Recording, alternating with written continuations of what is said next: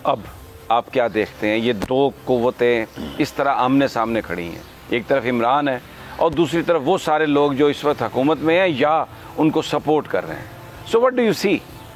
دیکھیں ہماری عادتیں بھی اس لیے خراب ہو گئی، ہم بھی ساری ہماری خرابی کی جو بڑی وجہ یہ ہے کہ ہم بھی اپنے سارے کام انہی کو کہتے تھے. اگر ہم سارے کام اپنے خود کرنے شروع ہو جاتے تو شاید ہم کچھ سیکھ جاتے. اب بھی سارے کام یہ انہی کو کہیں گے، لیکن الٹیمیٹلی ڈے بائی ڈے یہ کمزور ہوتی جائیں گی. ہمارے اسلامی دوست ہیں وہ کمزور ہوتے جائیں گے. کوئی فوج قوم کی مدد کے بغیر، عوام کے جذبات کے بغیر عزت نہیں پا سکتی، دنیا کی کوئی فوج. اور فوج کو یہ کیا کہتے ہیں پلس رپورٹ، آج ہی کی پلس رپورٹ انہیں ملی ہے کہ حالات نیچے بڑے خراب ہیں. ممکن ہے 16 17 18 19 20 اس ملک میں 10 کے بعد ہنگامہ خیزی شروع ہو جائے اور سول وار بھی ہو سکتی ہے، خانہ جنگی بھی ہو سکتی ہے.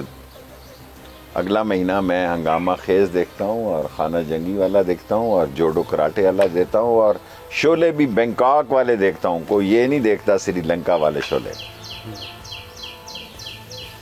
اتنا زیادہ عوام میں بارود بھرا ہوا ہے جی، جس سے بھی میں بات کرتا ہوں. تو یہ عوامی بارود نظر نہیں آ رہا لوگوں کو؟ آ رہا ہے. اس کا کیا حل ہے؟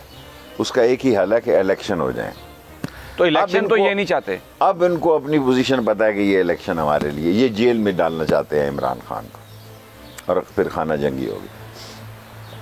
کس الزام میں جیل میں ڈالیں گے؟ الزام کیا ہے جی؟ الزام پاکستان میں 5 گولیاں چرس کی رکھ دو تو الزام ہو جاتا ہے. ویسا تو نہیں اس کو ہوگا، لیکن دیوار کے ساتھ لگائیں گے، کیونکہ اتنی بڑی طاقت اور فورس کوئی برداشت نہیں کر سکتا عمران خان کے ساتھ ہو. پھر وہ اپنے فیصلے خود کرے گا، پھر اس علاقے کا، اس ریجن کا بہت بڑا لیڈر ہوگا. اور اگر خدا نہ خواستہ اس کو ضائع کر دیتے ہیں یہ، پھر بھی خانہ جنگی ہوگی اس ملک میں. یہ پروگرام میں شامل ہے انٹرنیشنل ایجنڈے میں کہ عمران خان کو قتل کر دیا جائے. میں ایز انٹیریئر منسٹر رہا ہوں، میں آپ کو بتا رہا ہوں کہ 17 لوگ داخل ہوئے ہیں پاکستان کے اندر، اور ان کے ذمہ یہی کام ہے. یعنی یہی کام ہے، اسی قسم کے کام. اور یہ میں یعنی آخری رپورٹ میں آپ پڑھیں، کیونکہ میں نے تو یہاں بلیک واٹر شارٹر اسلام آباد میں زندہ نہیں رہنے دی. میں نے تو کسی کو یہاں کرائے پہ مکان نہیں رہنے دیا. قانون بنایا، دفعہ 144 لگائی اسلام آباد میں، کوئی کرایہ دار کو مکان نہیں دے سکتا جب تک اس کی آئیڈینٹیفیکیشن تھانے میں جمع نہیں کرائے گا.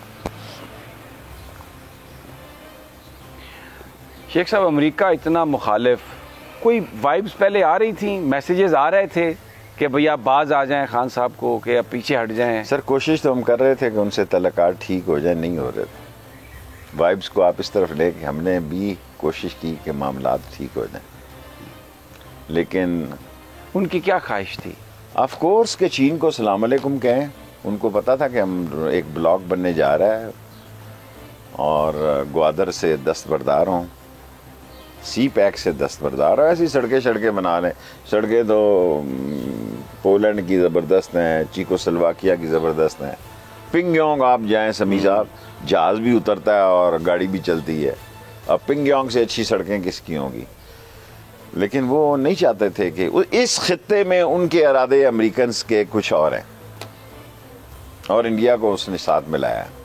یہ ذہن میں رہے. میں 2 دفعہ کہتا ہوں کہ انڈیا پہلی دفعہ جب سے میں نے جنم پایا امریکہ کے جیب کی گھڑی اور ہاتھ کی چھڑی بنی ہے. This never happen in my life. Indians are independent people. Although میں نے کبھی انڈیا کے بارے میں سافٹ سوچ نہیں رکھی، کارنر نہیں رکھا، لیکن انڈین میں کمیونسٹ بھی ہیں اور اب تو اسلام دشمن ہی ہے وہاں زیادہ تر. آئی ایم ایف نے تو 6 بلین کا تھا، ان کو کہا کہ ہم 8 بلین دے دیں گے. 10 دے دیں گے جی. وہ تو پوری طرح ان کی مدد کرنے کو آ رہے ہیں. اور ایک بڑی ملیشیس کیمپین عمران کے بارے میں، ان کی اہلیہ کے بارے میں، ان کی اہلیہ کی دوستوں کے بارے میں. جو مرضی کر لیں اس وقت. میں اس لیے نہیں کہہ رہا میں عمران خان کا دوست ہوں. دیکھیں میری اپنی پارٹی ہے، 1 سیٹ کی میں سیاست کی ہے. 16 وزارتیں کی ہیں ایک سیٹ پہ. یہ جو مرضی کر لیں لوگ عمران خان کے ساتھ نکل پڑے. یہ بڑی اجاڈ سی اور بڑی باغیانہ قسم کی قوم کی اس وقت سوچ ہے. جو مرضی کمپین چلا لیں اس کے حق میں جائے گی. سبسکرائب کریں اور بیل دبائیں تاکہ کوئی خبر رہ نہ جائے.